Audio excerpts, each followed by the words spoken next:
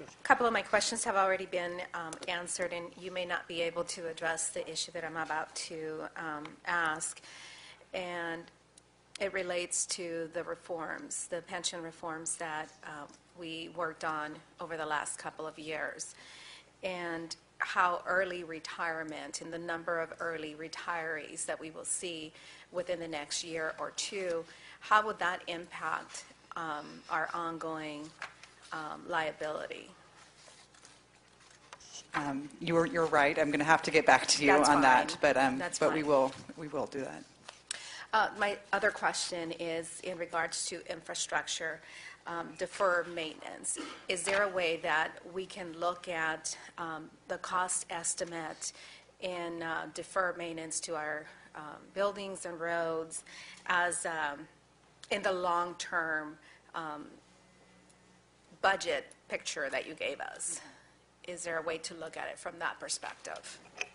We do have information in our 5-year infrastructure plan on deferred maintenance across government. The most significant chunk is definitely in streets and roads. But various departments, especially the institutions where people are housed, like our prisons, state mental hospitals, developmental centers, all of those institutions, many of them are very old, have significant deferred maintenance. So there is discussion. I don't have all of those numbers in my head on each individual one, but there is discussion in the 5-year infrastructure plan about those. In our plan to invest $815 million is really it's a bit of a drop in the bucket because the needs are so vast. However, I think that under all circumstances there would have to be a multi-year a plan really put in place in order to fix all of the things that need to be fixed out there. But there are critical moments in time for roads and buildings that we just can't go back to.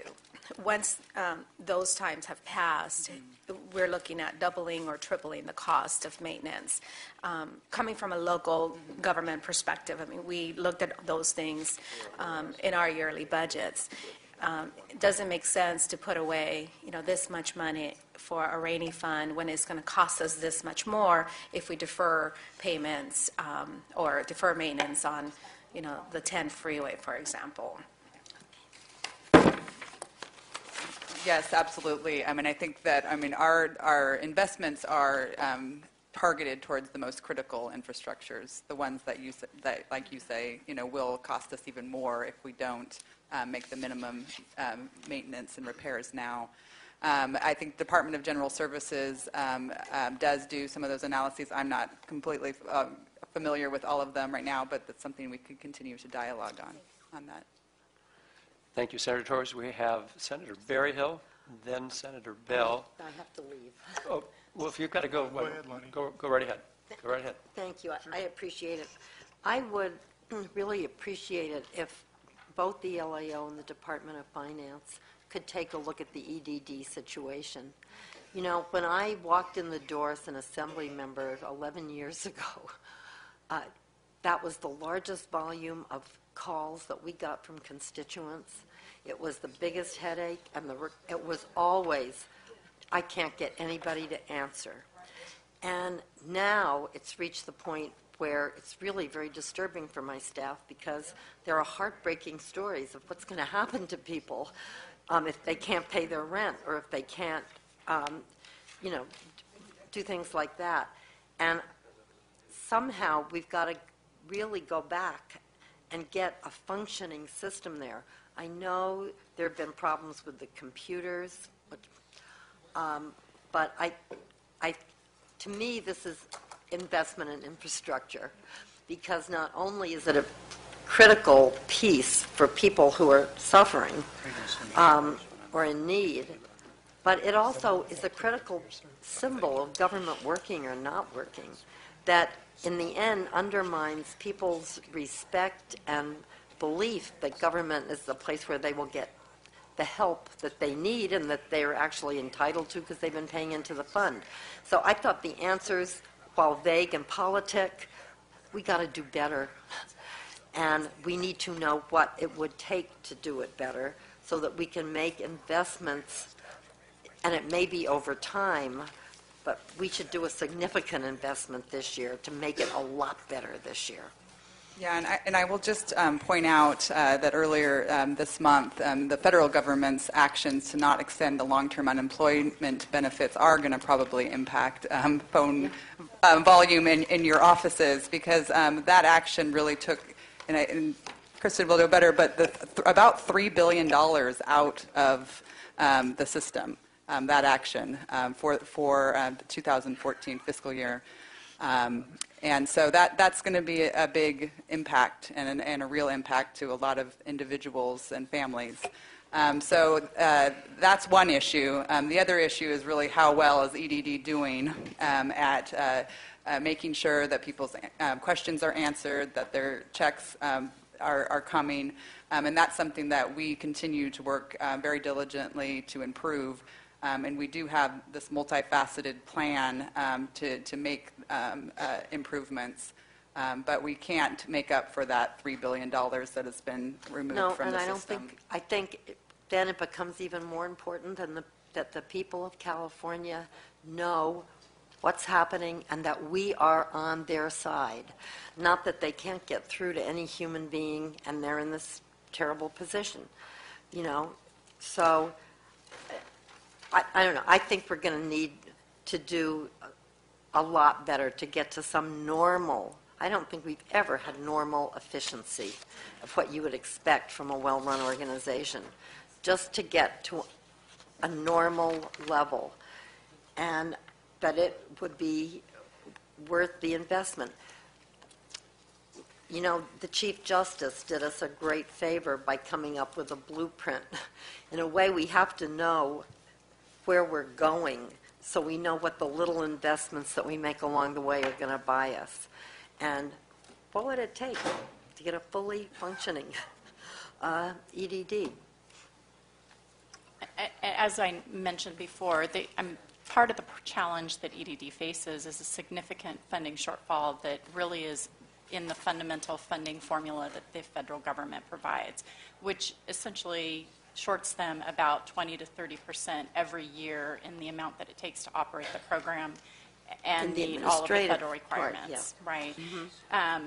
So to that end, we've provided the $64 million in supplemental funding from the contingent fund, which essentially reduces amount of funds that would be going otherwise to the general fund in a normal year. So we've done that. We've also implemented a number of efficiencies, which resulted in about $30 million of just operational savings, and we're continuing to look at that. So there's a grant that we've just received and we'll be implementing that helps us further look into the program. So it certainly got our attention. We've been spending time over the summer in the budget development process looking at it, but we're going to continue to look at it. And we're trying to also work with our federal partners to find ways to maybe change the state funding formula and the funding allocation so that we can be properly funded there as well. And then implementing technology and those types of things that will help hopefully move people out of some of the more traditional pipelines in terms of calling, but move them into web-based services so that they can access their information, apply more timely, that type of thing. To be continued. Yes. Thank you, Senator Hancock. Senator Berryhill, Senator Mitchell, and then Senator Bell. Okay, thank you, Mr. Chairman. I've got a quick question for both Ms. Bossler and Mr. Taylor. Keeley, this question has to do with transitional kindergarten, TK.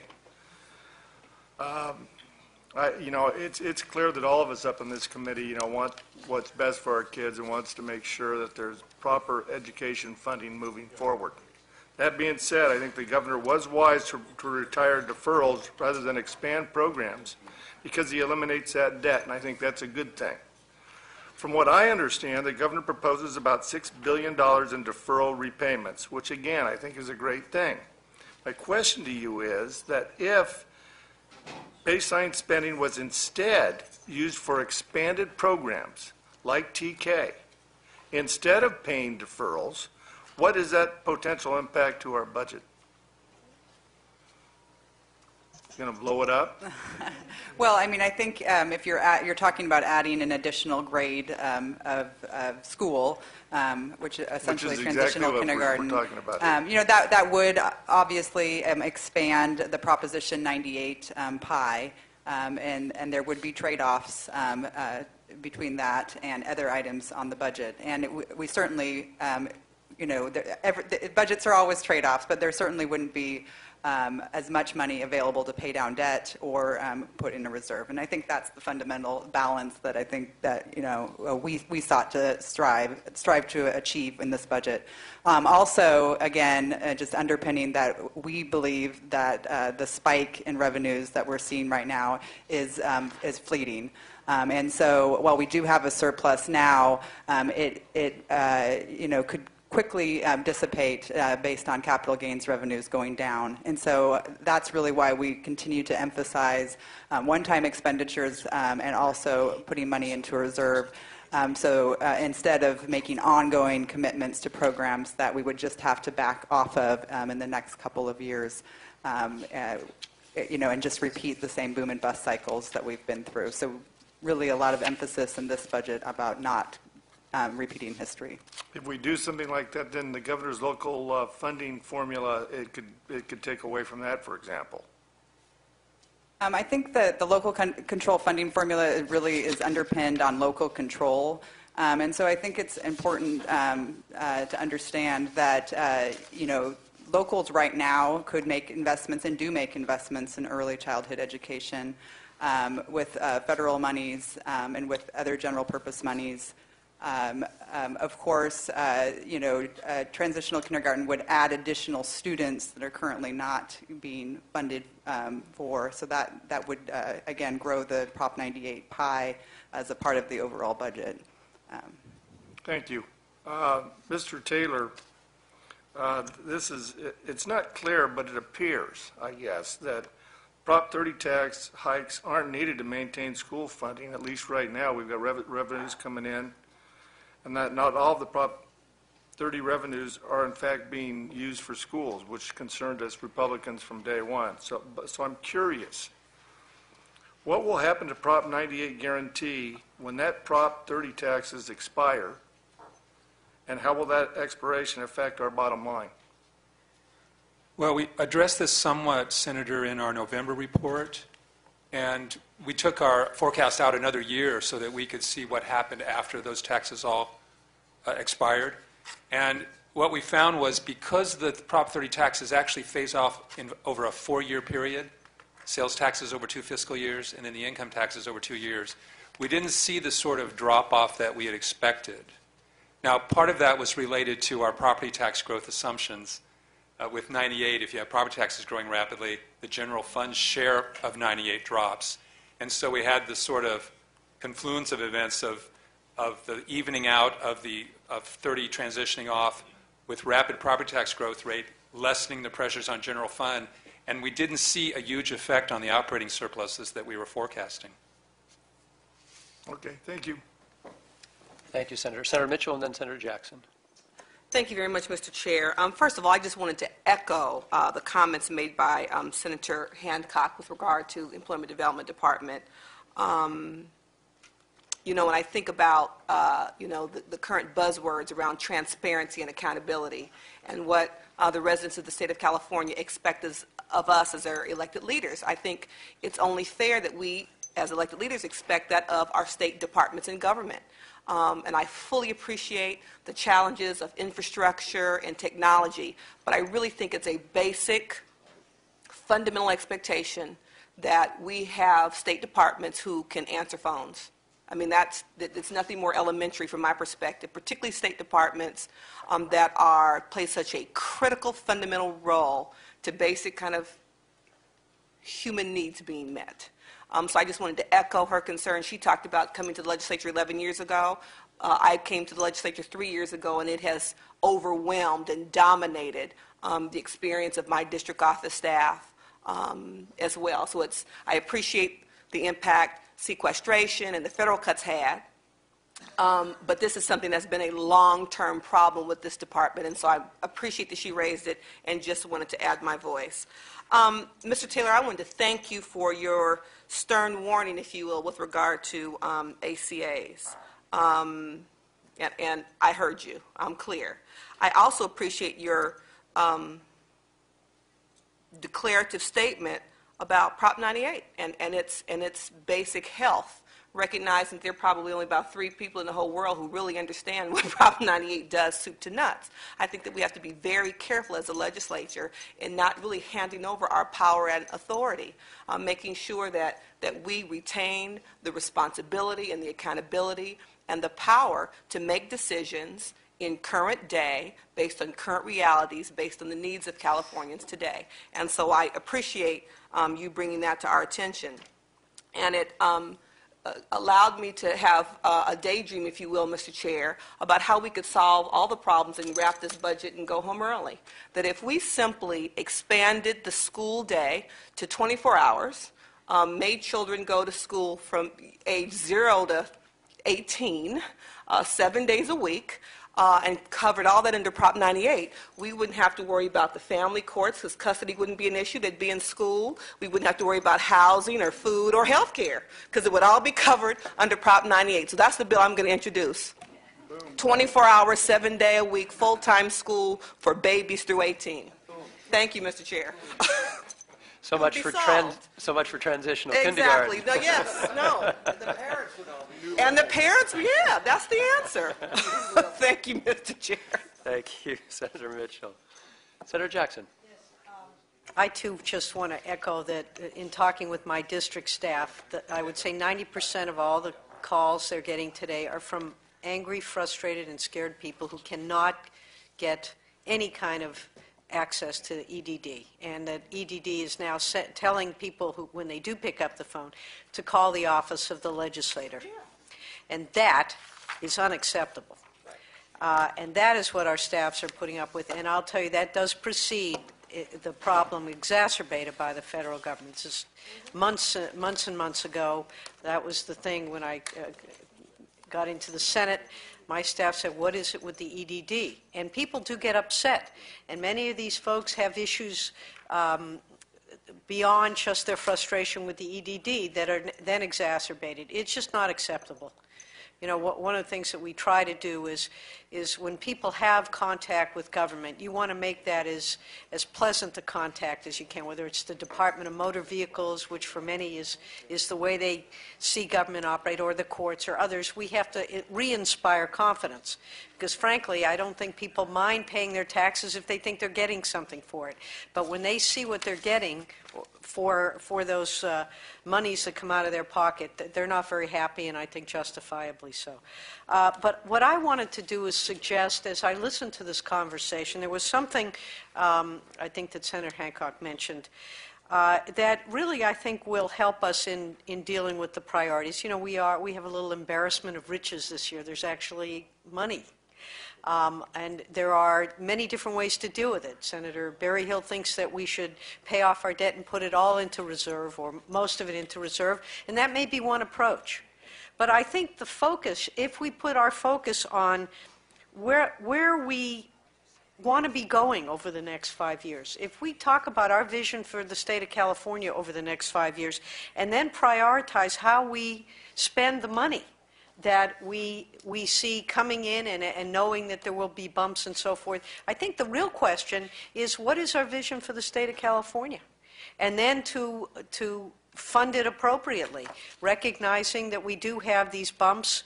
We have the highs and lows. You know, there has to be a discussion about creating a more stable tax system in this state. I think that so that when we talk about tax expenditures, we decide how we want to stabilize our spending so that we have some idea in the next 5 or 10 years what we can expect in terms of revenues, and therefore what we can expect in terms of investing in our state. So I would just suggest, when I heard I think it was Senator Hancock say this, a light bulb went on. We need to know where we're going to best determine how we invest. And I would just offer that as a set of priorities. We could put it all and pay off all our debts, or we could try to rebuild. And one of the things I'm reminded of is that sometimes you spend the money now to invest now so that the payoff later is greater.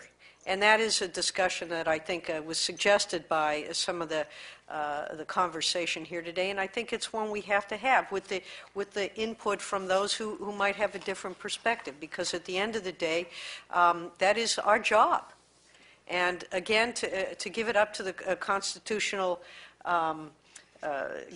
decision essentially takes away that job, and I think it is our responsibility. And if the voters don't like it, they have a choice at some point. But I think we do need to focus on that and ask ourselves, what do we want the state to look like, and then respond accordingly. Thank you, Senator Jackson. Looks like we are winding down. I'm going to take the opportunity, as we do, to come back to the issue of education. Given that's 50% of our budget, it's probably not a bad place for us to conclude. I want to touch on a couple of comments that Mr. Taylor made with regard to the additional funding for higher education. There was a recent report by the PPIC regarding California's workforce demands, and that we're going to be short about 1 million college graduates by 2025. So we know that. And at the same time, in the fall of 2012, California State University System had to deny admission to approximately 20,000 eligible students. Mr. Taylor pointed out that we don't have any enrollment increases budgeted in the current proposal here.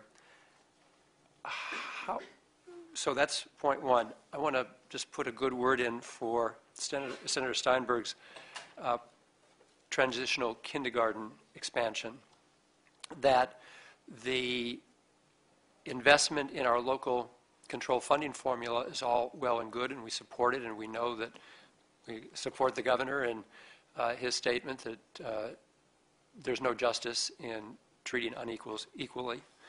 But if students without transitional kindergarten are already behind by the 3rd or 4th grade, throwing additional money at them at that time may not ever catch them up. So that there is an argument to be made. Whether we can afford it or not is the debate that we will have. And so I just wanted to ask if the administration really has an education agenda. We're also in our Senate caucus talking about career pathways, and we put $250 million toward that, and we're pleased to have the governor's support last year. But can you talk to us about what the administration's education agenda actually is, above and beyond a funding formula? But we know that we have a gap, an achievement gap. We're trying to close it through the funding formula, but the disparities start very, very early. And on the far end, we know that we're going to be 1 million college graduates short by 2025. This is going to impact our ability to continue to be the 8th largest economy in the world. And again, this gets back to my interest in corporate California paying its fair share so that we can make sure it stays as strong as it is. But it's going to need all of the investments that we're talking about here. Yes, thank you. The local control funding formula, while it is a formula, it really underpins what is a pretty significant shift in how we fund our schools. And it used to be that we had a myriad of individual pots of money, and we had a lot of state strings and restrictions and reporting requirements that were all driven by the state. And under the local control funding formula, those decision points and design aspects are really shifted in a real way to local school boards, because we know that all areas in the state do not have the exact same challenges, and they also may design different types of programs that best suit and meet their students' needs. And so I think that shift is really underpins, the governor's views on education policy, and really that shift to the locals. There was significant debate just recently with the implementation of the regulations that are implementing the local control funding formula. And I think that, while there's an important balance, because the state does have a continued role, I think it's important to maintain that. But really, the accountability structure really needs to rest where parents can have direct access to their local elected leaders on school boards to make sure that they're held accountable for their investment choices. Moving on to higher education, I think that there is over $1 billion investment in the community colleges. That is a key access point for many Californians to the higher education system, and our continued investments there are really important, and especially those that are helping students to meet their educational achievements, realizing that not all students are seeking a bachelor's degree. Many are seeking industry certifications or associate's degrees, and we need to make sure that there aren't roadblocks or other issues that impede their ability to meet those goals. Also with UC and CSU, they, like the rest of state government, have just weathered this past decade. It's been difficult. Tuition has gone up significantly over the time period. There's been real reductions that were made to UC and CSU, and that's why we really last year wanted to start this multi-year investment plan so that the universities can really get start to craft plans to really not only meet the needs of their existing students, but to the extent that they can make that happen, also plan for enrollment increases as well. And so we've really shifted away from an enrollment focus to more of understanding basic metrics, because I think that we had gotten to a place where you can keep bringing in more students, but if it's still taking them 6 years, 7 years to get to a degree, that's not necessarily where we wanted to be as a state, because that's expensive and also just not an efficient way or sustainable way to manage our system. So our approach is, again, to give UC and CSU more flexibility, but also to make sure that they're achieving certain outcomes for their students. And reducing the time it takes to get to degree is one of those key outcomes that we continue to place an emphasis on in our proposals. And also really building on those collaborations. There are some regional collaborations where the community colleges work seamlessly with the CSU and the UC in allowing students to transfer. That's not the norm across the system, and so I think through our innovation grants, we're really trying to have the system work as a system, which it doesn't always do in all circumstances. So that's another aspect of our vision for education. I don't know if Nick Schweitzer has anything additional to add. Not much, just to reemphasize, the local control formula is the centerpiece, and it allow districts to make those decisions to, whether they need to invest in, school preparation, early education, or whether they need to address dropout problems, graduation rates, and things like that. And the state board just recently adopted last week planning requirements, templates, and spending requirements that will take school districts and their communities down the process to sort of identify those needs and align their budgets with strategies to address those needs. And then as mentioned on the higher education side, again, looking at, not just enrollments, but, what are the outcomes that are being achieved for students and at what cost, and if we can, achieve better outcomes, more graduates, higher graduation rates in lesser time at lower cost, and, through, requiring the universities to do some long-range planning around that. There are $50 million in incentive grants to get campuses to begin working together across segments to achieve those state-level goals. Then we can make some significant progress within our budget constraints towards achieving the needs of the state for skilled employees and a civically engaged constituency. Thank you, Mr. Schweitzer. Colleagues, thank you for your participation. We do have public comment. If you can stick around for it, we want to thank Ms. Bosler very much for your initiating what will be an ongoing conversation over the next many months. We'll see you next week to talk about the Department of Corrections and Rehabilitation. Mr. Taylor, also thank you, as always. And if you could get us some of that information we talked about earlier, we'd appreciate it. Can I see a show of hands, please, of how many folks would like to address the committee at public comment? I'm not encouraging anyone who doesn't want to speak. Blessed is he who has nothing to say and cannot be persuaded to say it. If not, no public comment. We stand adjourned.